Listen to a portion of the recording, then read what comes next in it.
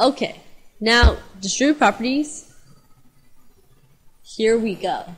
Alright, so let's see. 4 times b plus 2/10 equals 4. I know this looks a little scary, but this is not that bad. Let's go ahead and try this out. Okay, so we've got distributive property because we see this, the set of parentheses, right? And we see b plus 2/10 in the middle. What are we going to do? We're going to distribute. So let's go ahead and distribute. Let's take some green. 4 distributes b, 4 distributes to 2/10. And what do we do next? It's 4 times b plus 4 times 2/10 equals 4. So 4 is left alone here. So you have 4b plus 4 times 2/10. How do we do that? 4 times 0.2. Well, you know that 4 times 2 is 8, right? Count the number of spaces after the decimal place. So where do we see a decimal place? Right here, right? How many spaces after the decimal place? It's just 1. So make sure that you have 1. Make sure that you have just 1. Going from the back of your whole number to the left, okay? So then this becomes 0.8.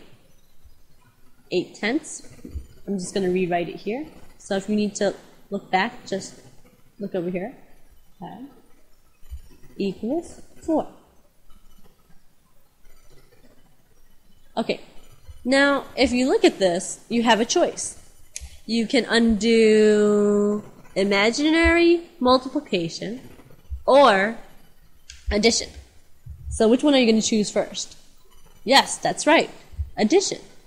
So undoing addition means subtraction, right? Subtracting what number? Subtracting 8/10. Right? What did I do wrong? I didn't line up my decimals. Well, if you notice, when you see a whole number like 4, a whole number like 4 can be written as easy as 4.0. Because when you say 4.0, this is like saying 4 whole numbers, right? And 0/10. You can place as many zeros after decimal as you want because it's still equal to the same number of wholes. So go ahead. Where am I going to put the 8/10? Am I going to put it under the 4? No, that's your ones column. Now I'm going to put it underneath the 0 because that's my tenths column. So I'm going to put it right there. You see how my decimals line up there? Okay.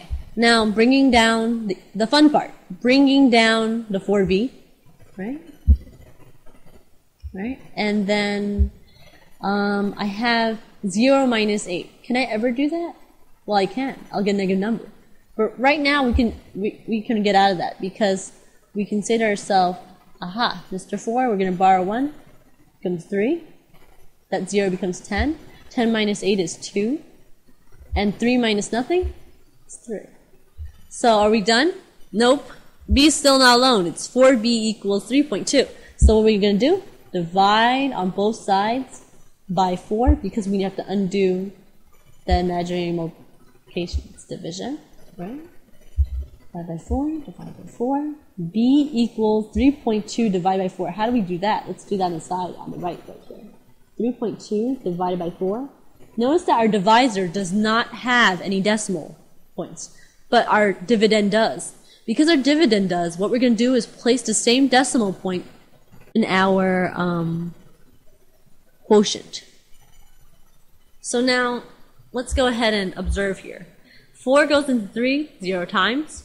4 goes into 32, 8 times. Where am I going to put the 8? Above 2, correct. Remainder of, no remainder. So then, I'm just going to go ahead. B equals 8/10. Okay? And now we're done.